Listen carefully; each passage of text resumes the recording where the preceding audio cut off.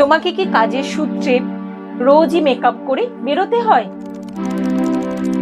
আচ্ছা, তোমার কি মুখে ব্রণ বেরোচ্ছে? বাজারের যে মেকআপ যে রিমুভার আছে সেটা ব্যবহার করছো, তাতে তোমার ত্বকটা আরো খারাপ হয়ে যাচ্ছে। এই সমস্যায় কিন্তু অনেকেই ভোগে। ভুল করে মেকআপ তুলতেই হয়তো ভুলে যায় অনেকে,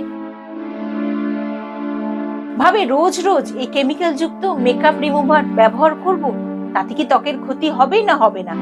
অবশ্যই হবে। সেই কারণে আমি তোমাদেরকে আজকে বলবো ন্যাচারাল মেকআপ রিমুভার, যেটা ঘরেই তৈরি করে নিতে পারো এবং ঘরের জিনিস দিয়ে করতে পারো ত্বকের কোনো রকম ক্ষতি ছাড়া। আমি Zinia Bengal fashion beauty secrets চ্যানেলে তোমাদের সকলকে স্বাগত জানাই।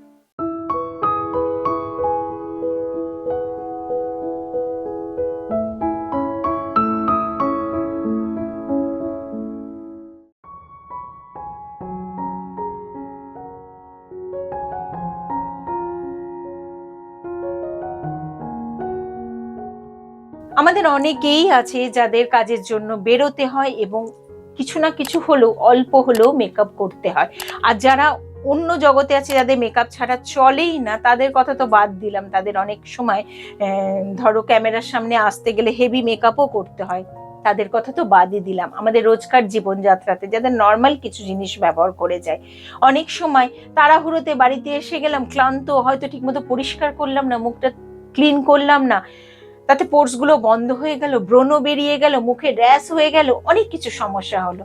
আবার রেগুলার মেকআপ রিমুভার, যেটা কেমিক্যাল যুক্ত মেকআপ রিমুভারটা ব্যবহার করতে করতে ত্বকটা অনেক বেশি শুষ্ক হয়ে যাচ্ছে, ত্বকটা খারাপ হয়ে যাচ্ছে, এরকমও কিন্তু অনেক সমস্যায় পড়ে। কারণ বাজার চলতি যে মেকআপ রিমুভারটা থাকে সেটা যদি ঠিকমতো দেখে না কেনা যায়, তাহলে তার মধ্যে অ্যালকোহল থাকে, প্যারাবেন থাকে, সালফেট থাকে, এগুলো ত্বকের জন্য মারাত্মক ক্ষতিকারক। অ্যালকোহল তো তোমার ত্বকটাকে শুষ্কই করে দেয়, আবার প্যারাবেন তোমার শরীরে, যেহেতু তুমি রেগুলার ব্যবহার করছো, শরীরে যে হরমোনের ব্যালেন্সটাকে নষ্ট করে দেয়। আবার সালফেট থাকলে কি হবে বলো তো, ওটা তোমার ত্বকের মধ্যে যে একটা ন্যাচারাল যে একটা প্রোটেক্টিভ ব্যারিয়ার থাকে সেটাকে কিন্তু ভেঙে দেয়, যার জন্য ত্বক কোনো কিছুর সঙ্গে লড়তে পারে না, ত্বকে অ্যালার্জি বেরোয়, ত্বকটা লাল হয়ে যায়। অনেকে দেখবে রোদে একটু বেরোলেই মুখটা লাল হয়ে যাচ্ছে, কিরকম যেন ত্বকের মধ্যে চুলকায়, অনেক রকম সমস্যা দেখা যায়। এই দীর্ঘদিন যদি তুমি এই বাজার চলতি কেমিক্যাল যুক্ত মেকআপ রিমুভার ব্যবহার করো, তাহলে তোমার ত্বকের কিন্তু 12টা বাজতে আর বেশি দেরি থাকবে না।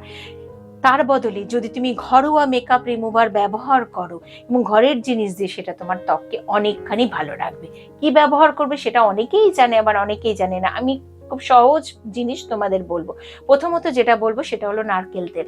নারকেল তেল আমাদের দারুণ একটা মেকআপ রিমুভার হিসেবে কাজ করে, অথবা অলিভ অয়েল। তোমরা অলিভ অয়েলও কিন্তু ব্যবহার করতে পারো।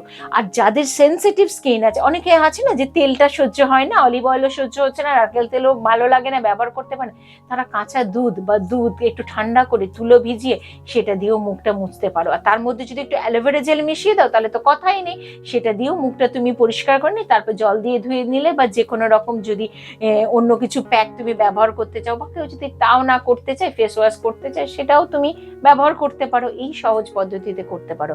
আর রোজের যদি ঝামেলা না চাও, তাহলে একটা মেকআপ যে রিমুভারের একটা তৈরি করে রাখো। কি করে তৈরি করবে সেটাও তোমাদের বলে দিই। কি করবে বলো তো, হাফ কাপ মতো গোলাপ জল নেবে, গোলাপ জলটা একটু ঠিকঠাক দেখে কিনবে, এবং তার মধ্যে মিশিয়ে নেবে বড় চামচের 1 চামচ নারকেল তেল, আর 1 চামচ নেবে বাদাম তেল বা আমন্ড অয়েল নেবে, আর একটু অ্যালোভেরা জেল ওর মধ্যে মিশিয়ে ভালো করে ঝাঁকিয়ে রেডি করে রেখে দেবে।